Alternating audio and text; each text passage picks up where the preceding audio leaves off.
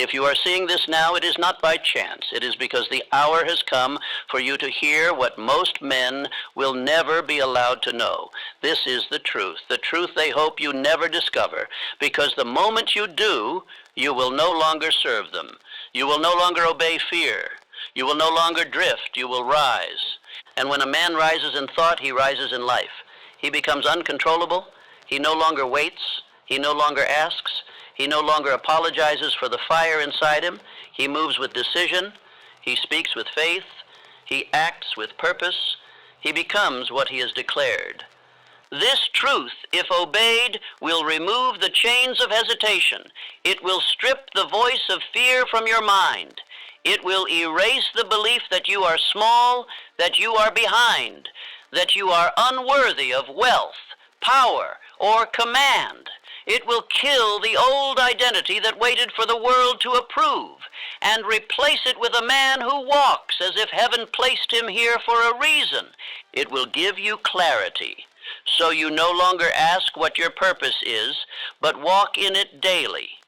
It will give you fire, so you no longer wait to feel ready, but act as if nothing can stop you. It will give you discipline, so your days no longer drift, but build.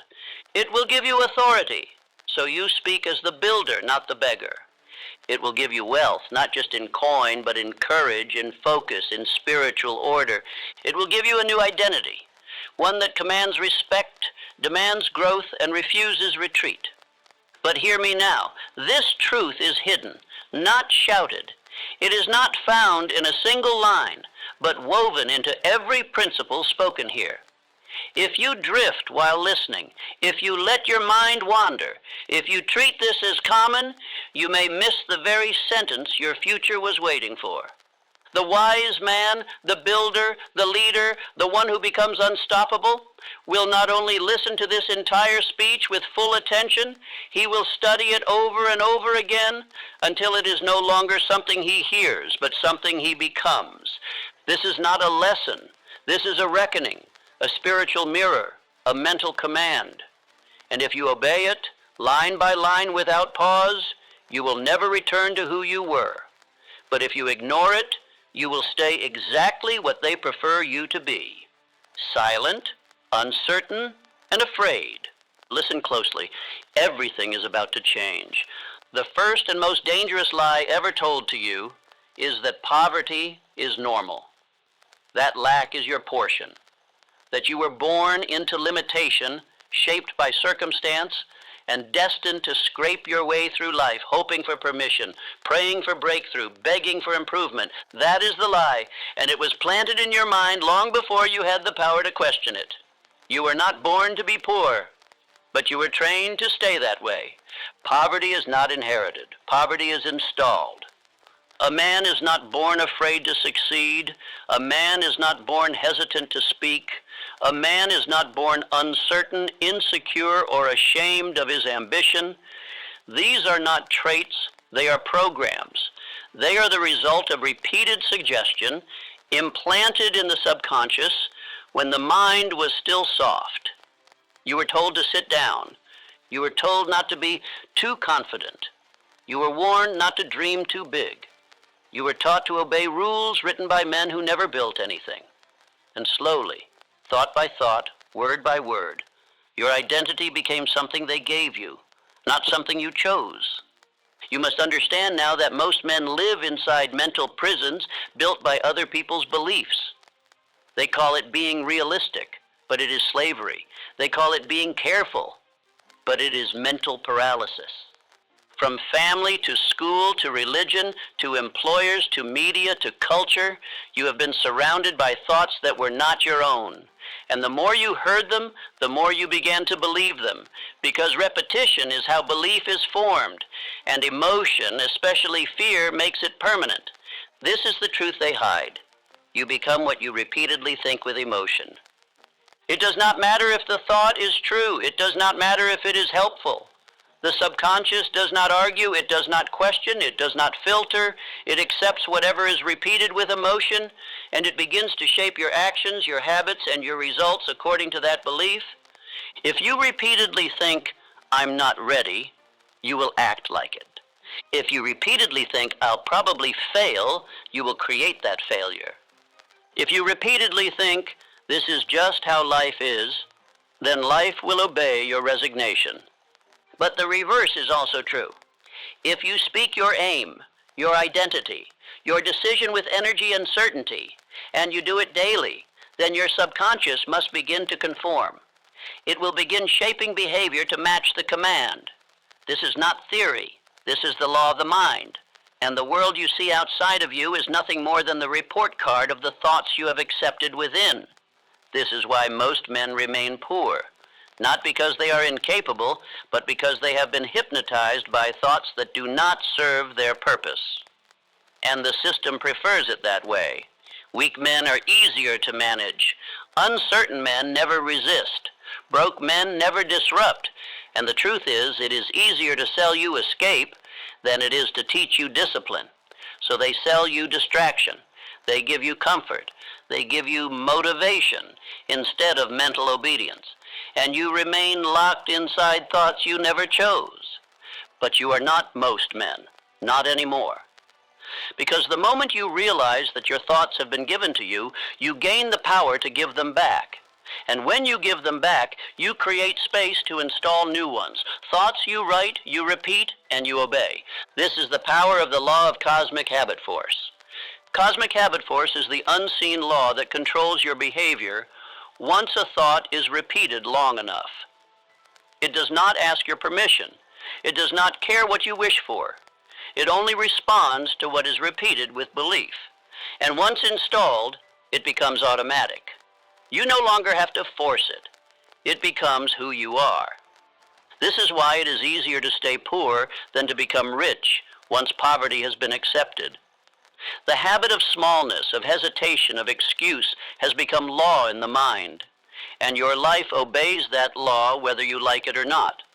But this same law can become your ally, because if you begin today to speak new thoughts, to align your action with a new identity, to repeat daily a new command, you will reprogram the law itself, and it will begin serving your new standard with the same power it once served your fear. Let me give you an example history cannot erase. Andrew Carnegie, born into nothing. No wealth, no inheritance, no advantage. But he refused to think like the world around him. While other men accepted their position, he rejected mental poverty. He separated his mind from their system. While they spoke of limitation, he spoke of vision. While they sought survival, he demanded fortune. And because he decided what to think, the world gave him what he demanded. His fortune was not the result of a miracle. It was the result of mental independence. His empire was not an accident. It was the consequence of refusing to think like everyone else. You must now do the same. You must begin today to take full possession of your mind. You must stop thinking what you were told. You must stop repeating what others have said. You must write your own aim. You must speak your own identity. You must reject every thought that does not serve the builder you are becoming. Do not say, "I can't control my thoughts." That is what they want you to believe, because the man who cannot control his thought cannot control his life. You can. You must. And the longer you wait, the more you allow poverty to become your daily religion. Now speak this aloud without hesitation. I do not think what I was told, I think what I decide. Again, I do not think what I was told, I think what I decide. This is your turning point. From now on, no thought enters your mind without inspection. No sentence is repeated without intention. No belief is accepted unless it was chosen by you. You are not here to carry their limitations. You are here to build your own truth. And that truth begins now with the thoughts you will no longer accept and the thoughts you will now install. You were not born uncertain. You were not created to question every movement of your soul. The man who now hesitates, second guesses, and waits for signs before he moves is not the original man. That man was built by repetition. That man was trained, conditioned, and shaped by voices that did not serve him. Because doubt is not native to you, it was installed.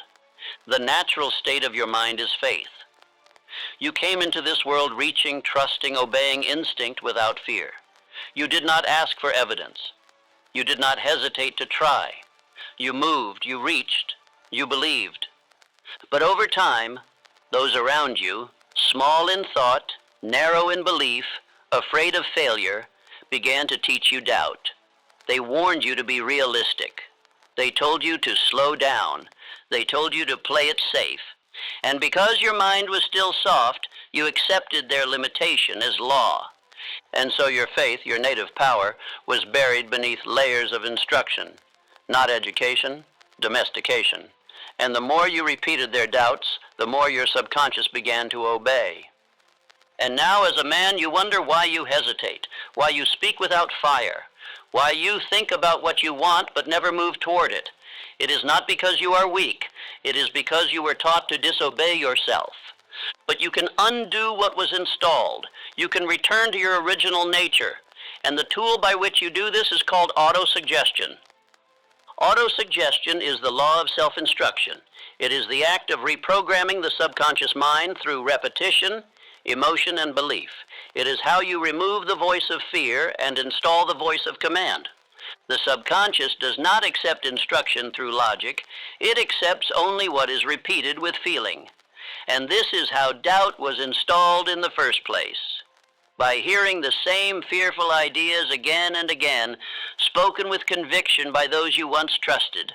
Now you must do the same, but in reverse. You must become the instructor. You must speak aloud every day the beliefs you now choose. You must speak them as law, not hope, and you must act on them, because belief without obedience is spiritual fraud. You must say, I believe in my purpose. I believe in my voice. I believe in my decision.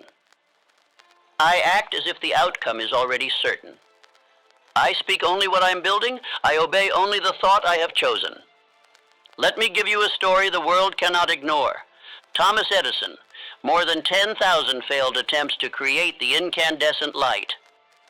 And yet he persisted, not because he had proof, not because the world believed in him. In fact, the world mocked him. The press dismissed him.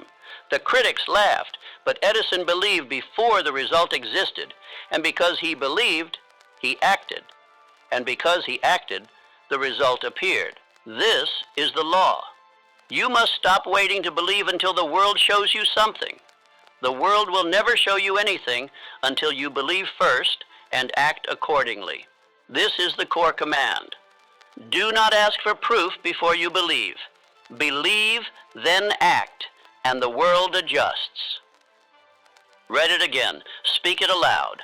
Let it burn away every trace of hesitation, because you will never become the man you were born to be if you demand evidence before obedience. The man who waits to be certain will serve the man who already is. And do not say, but what if I'm wrong? That is doubt in disguise. It is the voice of the crowd, the voice of the man who stays behind and calls it wisdom. It is not wisdom. It is fear dressed in logic. The only way to know if you are right is to move. And when you move, the truth will reveal itself, not before. The man who speaks faith and does not act is a liar to himself. The man who acts before the proof arrives will soon become the proof himself. This is how you become powerful again. Not through external validation, not through praise, not through waiting for someone to see your potential. You become powerful by repeating the belief until you move and moving until results appear. You must now begin this discipline. Each morning stand in silence and speak. I was born to believe. I act in obedience. I move with power. Write down the doubts you've been repeating. Burn the list. Replace each with a new belief written in the form of an identity. I am the type of man who obeys faith, not fear. I am the type of man who acts before the world believes. I am the type of man who commands results through obedience. Act every day on one belief, no matter how small the action. At night write, what belief did I prove today? This is how faith becomes your foundation again, not as a feeling, but as a command. Say this now. I was born to believe. I speak faith. I act in obedience. I do not ask permission. Again, I was born to believe. I speak faith. I act in obedience. I do not ask permission. This is your new rhythm. This is how the man inside of you returns. The one who moved before others approved. The one who spoke truth even when his voice shook. The one who believed so deeply he began to build before the world caught up. And now the world will catch up to you because you no longer doubt. You decide, you act, you become. There is an enemy so quiet, so subtle, so deceptive that most men never notice it has entered their minds until it has stolen their lives. It does not strike with violence, it does not shout, it whispers, it waits, it hides beneath good intentions, behind polite delay, beneath respectable indecision. This enemy is called drifting, and it is the chosen weapon of every system that profits from your confusion. Drifting is the state of moving through life without command. It is waking without purpose, working without vision, speaking without fire, and deciding nothing with finality. It is being busy while building nothing. It is calling hesitation wisdom and fear prudence. It is waiting for the perfect moment that never comes, and repeating the same thoughts tomorrow that brought you nothing yesterday. Drifting is not just a habit. It is a trap, a spiritual paralysis, and it is the condition that keeps most men poor in thought, poor in discipline, and poor in result. I spoke at length of this enemy in Outwitting the Devil. I revealed its nature, its tactics, and its grip. And I tell you now, the devil, by which I mean the voice of fear, confusion, and passivity, does not concern himself with men who think. He does not fear those who work hard but live without aim. He is not threatened by talent. He does not fear good men. He fears only the man who makes decisions and acts on them. Because the moment a man decides and backs that decision with belief and persistence, he becomes a force the world cannot control. The system you live in, whether educational, economic, or cultural, has no incentive to make you strong. It has every incentive to make you obedient, to make you polite, to make you agreeable, hesitant, dependent. Because indecisive men are easy to move. They wait for direction, they wait for opinion. They wait for someone to approve what they already know they must do. And the longer they wait, the more they are shaped by voices that never had their best interest in mind. But the man who decides, truly decides, cannot be controlled. He no longer bends to the tone of others. He does not seek confirmation to move. He does not drift. He chooses. And in choosing, he becomes unshakable. You must now understand, drifting is the default condition of the man who does not command his own thoughts. It is the natural result of a mind left to wander. Just as a garden will grow weeds unless cultivated, the mind will produce indecision unless it is disciplined by purpose. Most men spend their lives asking questions they never intend to answer. They entertain ideas without selecting one. They live in motion, not in movement. They delay out of habit, not caution. And then they look up years later, wondering why they are no further along than the man they used to be. Let me speak this truth to you now. The man who waits will obey the man who decides, always. The undecided will serve the decisive. The aimless will follow the focused. If you do not command your day, someone else will. If you do not build your vision, you will be hired to build another man's. If you do not set your rhythm, the world will give you one, and it will not serve your purpose. Decision is not an emotion.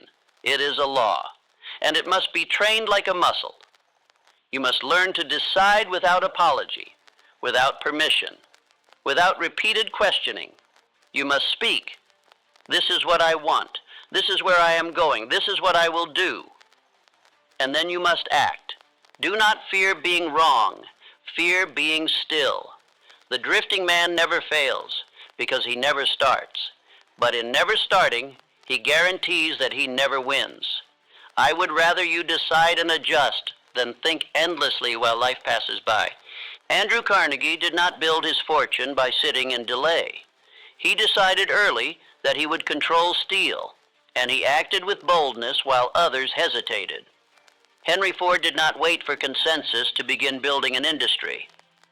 He decided. He failed. He persisted. And because he did not drift, he conquered. Now let me give you the practice that will kill drifting at the root. Every morning, speak your definite chief aim aloud. Say it as if it were already completed. Each day, write one decision you have avoided and act on it immediately. Remove the phrase "I'll think about it" from your vocabulary. Replace it with "I've decided." Every evening ask, "Where did I decide today? Where did I drift?" Write the truth. Refuse to explain decisions to those who do not share your aim. You are not responsible to the confused. You must retrain your mind to associate power with deciding quickly and firmly. This is what all wealthy men do. They do not let small minds stall their movements. They do not circle their own judgment waiting for others to nod. They decide, they act, and they become strong because they do. Say this aloud now. I do not drift. I decide. I act. I move in alignment with my aim. Again, I do not drift. I decide. I act. I move in alignment with my aim. Let this become your weapon. Let it slice through noise, doubt, and hesitation. Because from this moment forward, you no longer wait to live. You live by design. You speak with clarity. You move with conviction. You decide, and the world responds. Every man wants to change his life. Few understand where that change must begin. It is not in money, not in connections, not in timing or talent. Every change, every advancement, every breakthrough, every moment of power begins in thought. For the mind is the battlefield. Not one battle of riches, health, or success is ever fought outwardly until it is first fought and won inwardly. And the man who does not rule his thought cannot rule his results. Let this truth enter you with finality. Thought is not casual. Thought is not neutral. Thought is law. What you allow yourself to dwell upon shapes what you move toward. And what you tolerate in the privacy of your mind becomes what you eventually obey in public.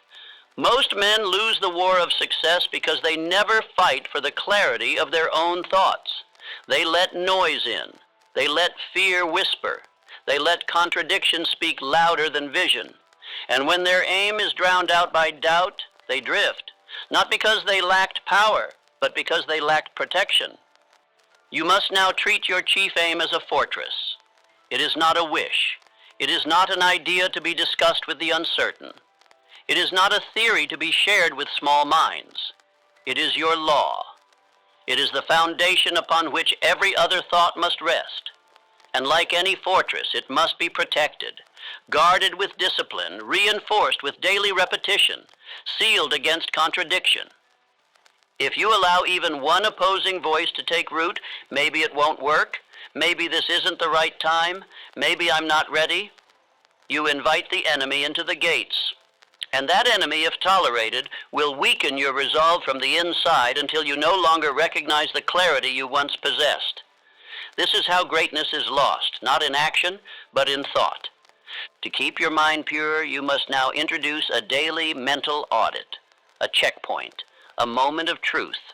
When thoughts arise, you ask, does this thought serve my aim or stall it? It is simple. It is binary. If it serves your aim, it is permitted.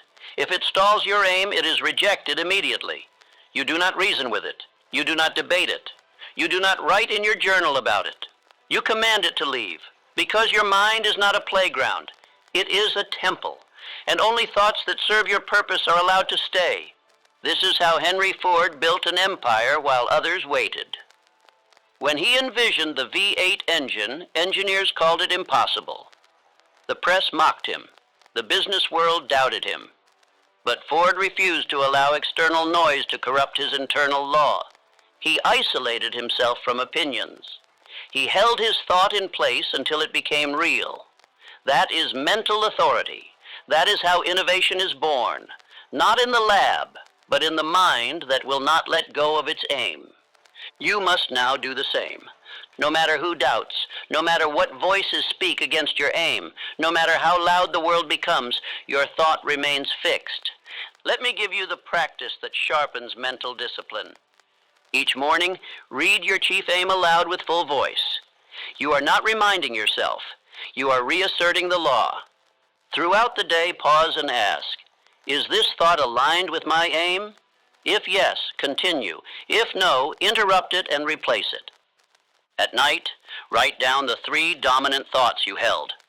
Did they build you, or did they erode you? Speak this aloud before bed. I am the gatekeeper of my mind. No thought enters without my permission. This practice is not soft. It is not spiritual suggestion. It is command. And the man who trains his mind like this becomes unshakable. Now say this aloud, slowly and with full conviction. I guard my thought. I reject all contradiction. My aim is law in my mind. Again, I guard my thought. I reject all contradiction. My aim is law in my mind. Let this become your mental armor, because from this moment forward, your thought is not available to anyone, anything, or any emotion that does not serve the man you are building. This is the battlefield. Win here, and the world will follow. The greatest tragedy in a man's life is not the obstacles he faces, it is the identity he accepts. Most men are not crushed by the world. They are crushed by who they believe they are. They walk beneath their own power, but speak like slaves. They move with potential in their bones, but act like beggars. Not because it is true, but because they were told it was, and they accepted it. They repeated it, and by repetition, it became real. You were not born hesitant. You were taught hesitation. You were not born afraid to lead. You were taught to wait for permission. You were not born silent. You were taught to doubt your voice. Somewhere along the line, you surrendered the truth of who you are and accepted a false name, a false script, a false limitation, all written by someone who had no authority over your destiny. And worse than this, you rehearsed it. You repeated it. You spoke it in the mirror, and in doing so, you installed it.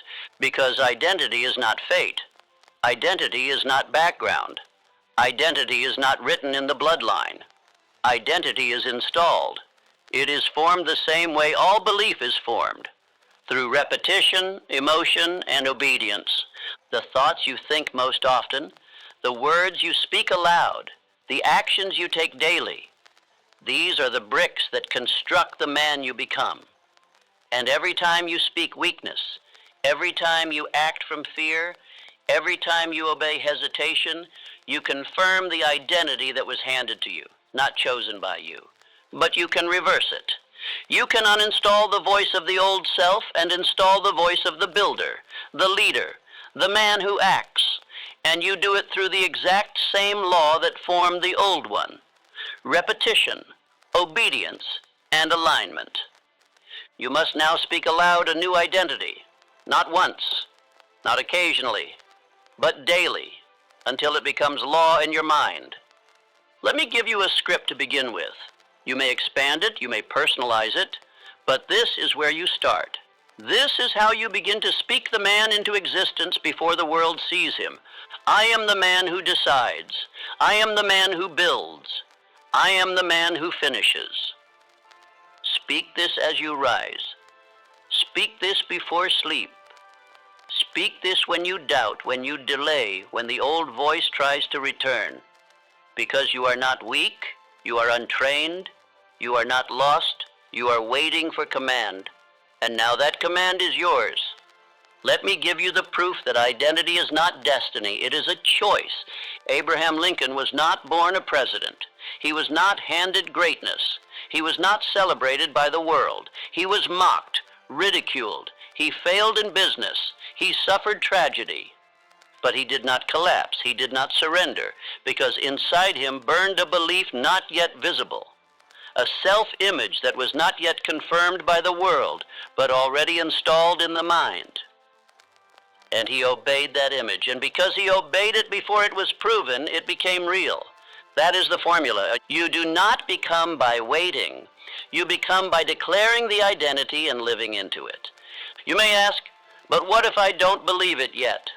Speak it anyway. The mind learns not through feelings, but through instruction. And if you give it the same instruction, repeatedly with power, it will conform. This is the law of the subconscious. It obeys what you prove, not what you hope. Let me now give you your new discipline. Write your identity script in your own words. Begin with, I am the type of man who... Finish it with 3 to 5 lines that reflect the self you are commanding. Speak it aloud morning and night. Do not whisper. Speak with authority. Take one action daily that confirms the identity. Write what you did. Speak what it means. Every time the old voice rises, interrupt it with, that is not me. I am the man who... Then repeat your script. Track your days. Identity is installed through daily proof, not occasional effort. This is not motivational speech. This is lawful instruction. And the man who obeys it becomes unstoppable, not because the world changed, but because he changed the voice that governs him. Say this aloud now. I do not reflect my past. I declare my identity, and I walk in it daily. Again, I do not reflect my past. I declare my identity, and I walk in it daily. This is your new name, your new posture, your new foundation. You are no longer what they said you were. You are what you now say you are. And every step you take in alignment with that declaration is one step closer to the life you were born to command. There is a force in this world, unseen by the eye, but felt by every man who dares to live with boldness. It cannot be measured with tools or mapped by science. It has no body, but it moves worlds. No wealth, but it produces empires. No voice, but it answers the one who commands with belief. I have called it infinite intelligence, and I tell you this truth now. It is not silent. It is waiting.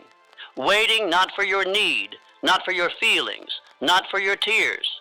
It is waiting for your decision and persistence. Most men misunderstand power. They wait for it to descend. They hope it will strike them like lightning. They think it must come from outside. So they delay. They speak in circles. They analyze, postpone, hesitate, reflect, and while they do, they grow weaker, smaller, more afraid. And they call this waiting wisdom. But it is not wisdom. It is drifting, the most dangerous spiritual condition a man can enter. Let me now define the 2 types of men that walk this earth, the drifter and the non-drifter. The drifter is the man who has no definite chief aim. He moves through life by default, not design. He reacts. He follows the crowd. He entertains every thought, every suggestion, every emotion, never filtering, never questioning, never deciding. He says, I'll see what happens, and so he becomes what happens. He waits for permission, and so he becomes a servant to those who never asked for it. He hopes for success, but never commands it. He is ruled by circumstance. He obeys his fears. He is full of reasons and empty of results. The non-drifter is the opposite in every way. He chooses a definite purpose, writes it, speaks it, and repeats it until it becomes law in his mind. He acts daily, before he feels ready, before the evidence appears. He surrounds himself only with voices that serve his vision. He does not entertain contradiction. He does not drift from his decisions. He speaks little but moves boldly. And because of this, infinite intelligence begins to move through him. Ideas come. Men appear. Opportunity arrives. Not because he is special, but because he has obeyed the law that unlocks the flow of power. Miracles do not happen to the man who waits. Miracles come to the man who moves, because movement is proof of belief. And infinite intelligence does not reward thought alone. It rewards definite thought, backed by definite action. Charles M. Schwab did not wait for power. He acted with it before the world saw any reason to give it to him. He rose from mill worker to president of U.S. Steel, not because of his background, but because of his belief. He saw himself as a leader before the world did. He solved problems that were not his to solve. He took action where others hesitated. And because of this, because he moved before the world moved for him, the world eventually aligned. The provision arrived. The promotion came. The title followed the action, not the other way around. This is the principle you must now engrave upon your mind. The man who moves opens the gates of provision. The man who waits closes them. Infinite intelligence is not far from you. It is within you, but it does not activate itself. It does not move on your hope. It does not respond to tears. It responds only to mental definiteness and physical obedience. It is like a well of untapped power, deeper than you can imagine, but you must dig. You must strike it with the tools of repetition, belief, and movement. And when you do, it flows. Most men go through life standing 1 foot from their treasure, but never moving the soil. They pray, they wish, they cry, but they never act in alignment with what they say they believe. And so the well remains buried, not because it was hidden, but because they never claimed it. Let me give you the discipline now. Each morning, speak aloud your chief aim and one specific action you will take. At the end of each day, write one moment where you acted despite hesitation. Say aloud when resistance rises, "The power I need is already in me. I act with faith and life responds." When others doubt, remain silent but stay in movement. Do not ask for power. Walk as if it is already yours. That is when it arrives. You must now stop saying, "I don't know how." You must stop saying, "I need to feel ready." You must stop waiting for signs. You are the sign. You are the cause. You are the vessel through which infinite intelligence expresses itself, but only if you obey. Now say this with clarity and command. The power I need is already in me. I act with faith and life responds. Again, the power I need is already in me. I act with faith and life responds. This is your truth now. And from this moment forward, you will never again wait for permission to become the man you already are. There is no neutral man. There is no safe middle. A man either governs his life by principle or he is ruled by fear. One builds, the other destroys. One repeats law, the other repeats panic. One brings rhythm, discipline, riches. The other brings noise, delay, and loss. Most men would prefer to live in a place of neutrality, neither bold nor broken, neither leader nor follower. But life does not permit neutrality. Life punishes hesitation. And the man who does not consciously obey law will unconsciously obey fear. You were not born to be suspended in indecision. You were born to take command of your mind and direct it with clarity. But principle is a jealous master. It demands repetition. It demands obedience. It demands loyalty when you don't feel like following it. Fear, on the other hand, offers a cheap seduction. It demands nothing up front, but it steals everything in the end. Fear whispers, "Wait a little longer. Think more before you move. Play it safe. Maybe this isn't the right time." And the more you listen, the more you stall. The more you stall, the more you shrink.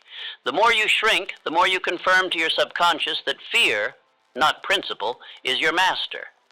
You must now accept this truth. Every time you obey fear, you deepen its control. Every time you obey principle, you weaken fear's grip. This is not philosophical. It is mathematical. The mind operates on patterns. And whichever pattern you obey most often becomes your identity. Most men are not cowards by nature. They are cowards by repetition. They have obeyed fear so many times that they no longer know how to move without its permission. But the man who chooses to live by principle, even once, begins to reverse this pattern. And if he lives by principle daily, he becomes a different man entirely. His spine straightens, his decisions speed up, his voice gains weight, not because fear no longer whispers, but because he no longer listens. Principle is order. Principle is clarity. Principle is repetition of thought backed by aligned action. When you decide once and act accordingly every day without asking again, you are living by principle. And your subconscious begins to trust you. Your thoughts become precise. Your movements become swift. Your outcomes become predictable. Not because luck favors you, but because law now governs you. Let me now give you a man who obeyed principle while the world screamed around him, John D. Rockefeller. At the height of economic panic, when others were selling, collapsing, begging for mercy, Rockefeller remained still. not passive, still, still in thought, still in belief, still in movement, because he was not governed by reaction. He was governed by principle. He had studied the laws of wealth. He had written them into his identity, and he obeyed them without emotional interference.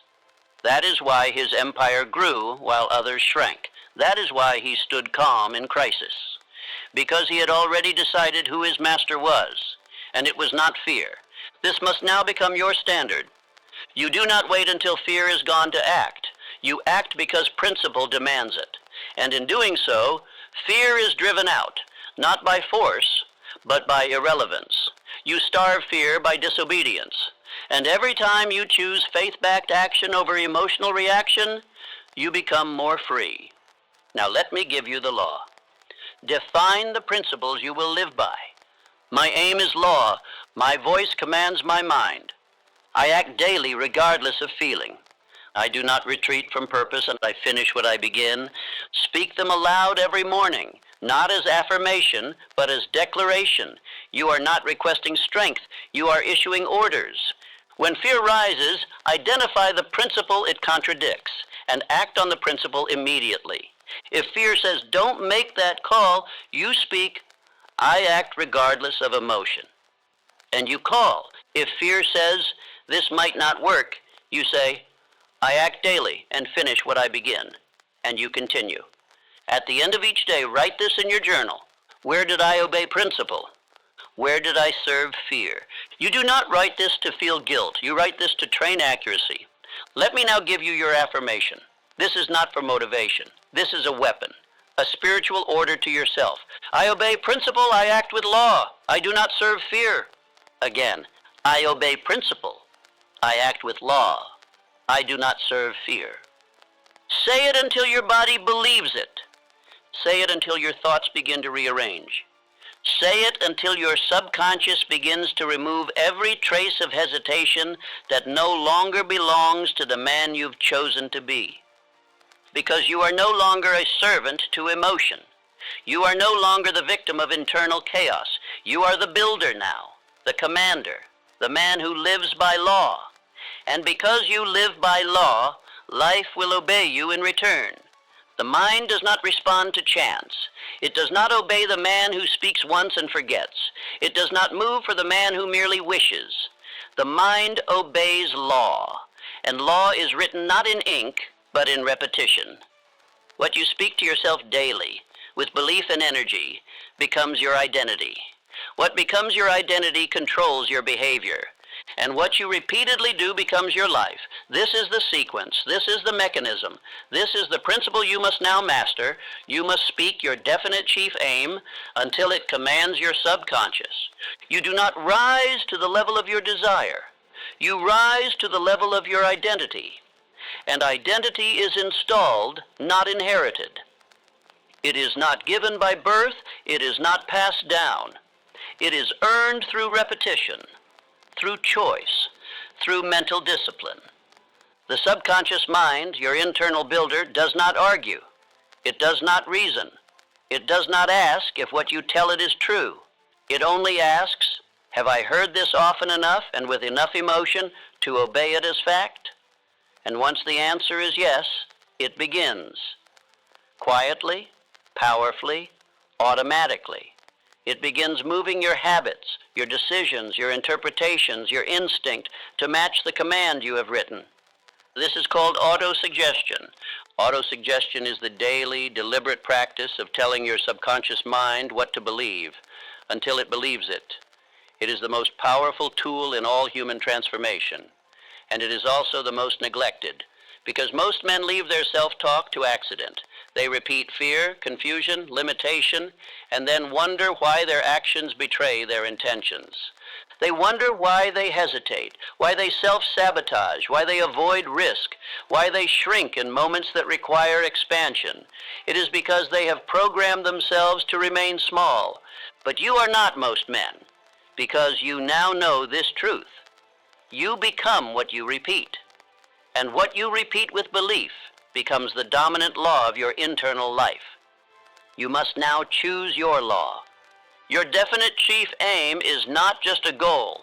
It is a decree. It is the primary instruction you will give to your subconscious mind every morning and every night until the command becomes automatic. It must be written. It must be spoken. It must be felt. Let me give you the structure. I demand of myself the attainment of specific outcome by specific date, through method or service, in exchange for what you give in return. I speak this daily with belief. I act on it daily with obedience. I will persist until it is done. This is not poetry. This is authority. You are not writing a dream. You are writing a law. And the more you speak it with energy, with volume, with vision, the more your subconscious moves toward it without question. Now understand this. Repetition rewrites identity. Identity commands behavior. Behavior creates results. This is not inspiration. It is the spiritual mechanics of all success. The man who repeats his aim aloud each morning does not need motivation. His subconscious begins to demand movement. The man who speaks his purpose before sleep gives his inner mind instructions that go to work while he rests. This is why I tell every man who desires to rise, begin and end your day with your aim. Nothing else carries more power. Nothing else will install a new self-image faster. Let me show you how this works. If you say, I am the type of man who finishes what he begins, and you say it every day and you act accordingly, you begin to see yourself differently. You no longer tolerate loose ends. You no longer walk away halfway. You begin to behave like a man who completes, and the world begins to reflect this back to you, not because anything outside changed, but because your internal command changed. Charles Schwab, when asked what made him rise above others in the steel industry, said plainly, I believed I could do more than my position required. He did not wait for proof. He believed. He acted. He spoke that belief in the way he carried himself, in the decisions he made, in the extra work he performed. And his subconscious, trained by repetition, created the man that success obeys. Now let me give you the daily practice. This is your auto-suggestion discipline. Write your chief aim in full. Be specific. Be measurable. Be emotional. Speak it aloud every morning upon waking. Use full voice. Look yourself in the eye. Speak it aloud every night before sleep. Say it until your voice matches your decision. Take one action daily that confirms the aim. Small or large, it must be real. Repeat your identity script alongside your aim. Example, I am the man who knows what he wants. I act without hesitation. I persist until it is done. You do this for 30 days without break. If you skip a day, you start again. This is not punishment. It is mental reinforcement. You are not reciting, you are commanding. Now say this aloud. This is your affirmation. This is your decree. I speak my aim aloud. I obey what I speak. I finish what I begin. Again, I speak my aim aloud. I obey what I speak. I finish what I begin. Let this be the rhythm that replaces confusion. Let this be the voice that replaces hesitation. Let this be the new law of your life. Because the man who gives his subconscious a command with belief and obeys that command with action can never be the same again. The most dangerous man in the world is not the strongest. He is not the loudest. He does not need wealth, position, or applause. The most dangerous man is the one who thinks for himself. Because once a man begins to think with clarity, once he begins to choose his thoughts, command his actions, and repeat only what he has examined and approved, he becomes ungovernable by weakness. He no longer drifts. He no longer begs. He no longer waits for the world to give him direction because he has become his own governor. And I must now tell you the truth that many would prefer you never hear. This kind of man is feared. He is feared by institutions that rely on your hesitation. He is feared by systems that profit from your confusion. He is feared by those who are threatened by your rise, because your obedience to truth exposes their obedience to fear. That is why this truth, this way of living, this mental law, this internal power is not taught. It is not printed on the front page. It is not sold in classrooms. It is not handed down through the usual channels. Because to teach this openly would be to release men from mental slavery. And a free-thinking man cannot be controlled. He cannot be managed by shame. He cannot be led by the nose through trends, threats, or social pressure. He becomes sovereign, and sovereignty is a threat to every system built on dependence. They do not fear your income. They fear your identity. They do not fear your ambition. They fear your clarity. They do not fear your goals. They fear your refusal to compromise them. They do not fear your volume. They fear your inner stillness, the quiet certainty of a man who knows what he wants and does not look around for permission to want it. And so you must understand they don't want you to hear this. Not because it is dangerous to you, but because it is dangerous to the pattern that keeps men small. Because if you obey the principles you've now received, if you repeat them daily, if you act in alignment with your declared purpose, you will begin to move differently, speak differently, walk differently. And in time, the world will no longer know what to do with you, because you are no longer waiting to be shaped by it. You are now shaping yourself. Every man who has built an empire, Carnegie, Ford, Rockefeller, Edison, Lincoln, Schwab, began in obscurity. But they did not stay there, because they took command of their own minds. They refused to think as the crowd thought. They refused to believe what others believed. They chose what to dwell upon. They built their identity through repetition, persistence, decision, and they did not ask the world to validate it before they acted on it. And in time, the world bowed, not to their charm, not to their background, but to their unshakable thought. Now you must ask yourself, are you still waiting for approval? Are you still seeking confirmation? Are you still playing small to protect the comfort of those around you? Or have you decided that the man within you has waited long enough?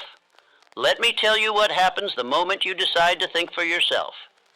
Some will resist you, not because you are wrong, but because your freedom convicts their bondage. Some will call you arrogant, not because you speak too boldly, but because your boldness reminds them of their silence.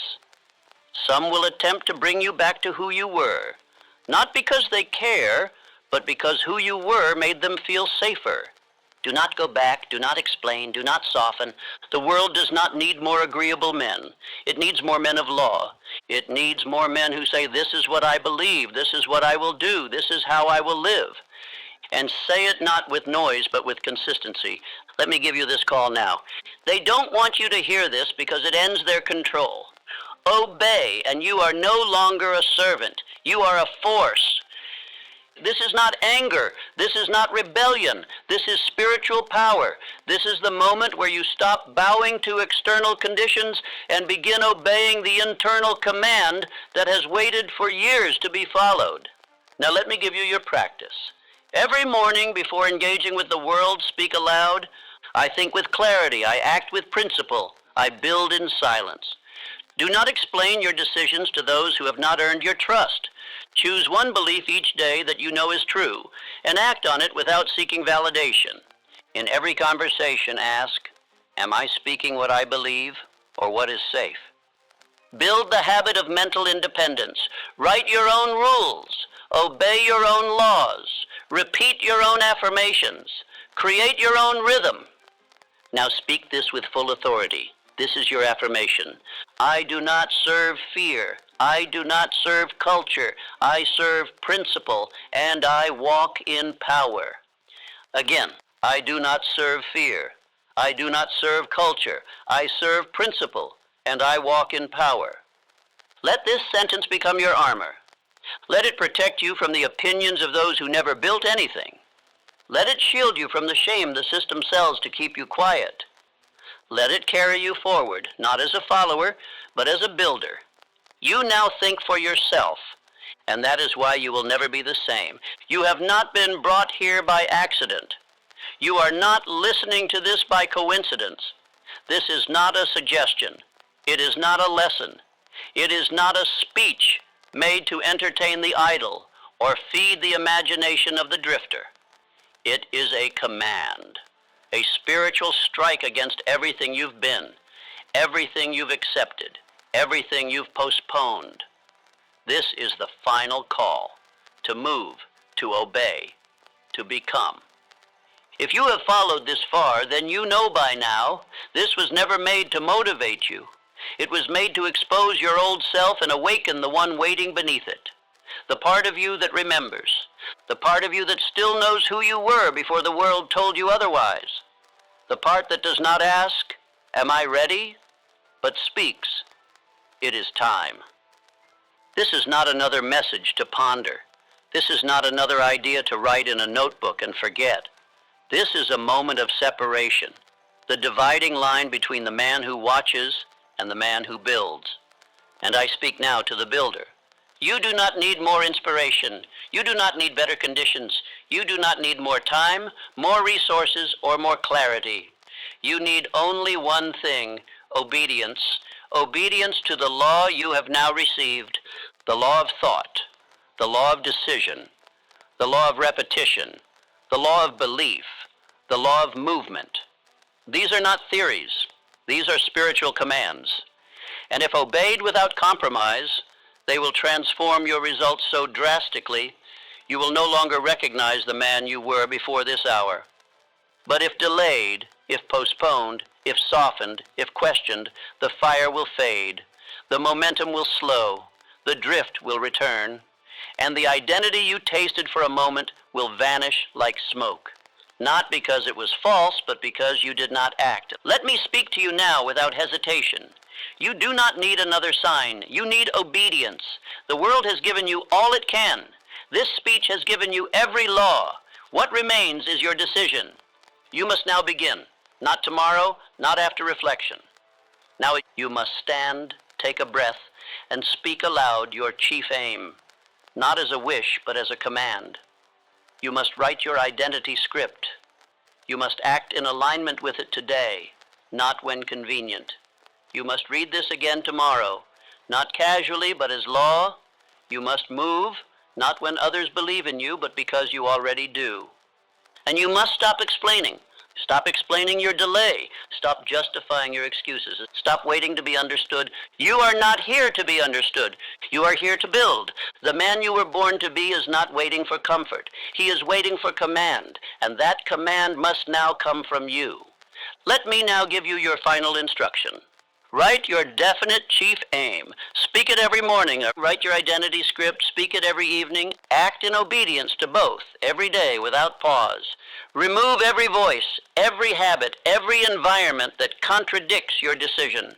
Return to this message weekly until the voice inside you is louder than anything outside you. You do not need applause. You need repetition. You do not need support. You need structure. You do not need motivation. You need identity. And now you have it. Let me say this once more for the man who is ready. You do not need another sign. You need obedience. Begin today. Repeat your aim. Act without delay. Walk as if no one can stop you, because no one can. Now speak this aloud with your full voice. This is your final affirmation, your law, your instruction. I live by law. I think with clarity. I speak with power. I act with faith. I build in silence. I become who I was born to be. Say it again. I live by law. I think with clarity. I speak with power. I act with faith. I build in silence. I become who I was born to be. You are no longer uncertain. You are no longer waiting. You are no longer who you were.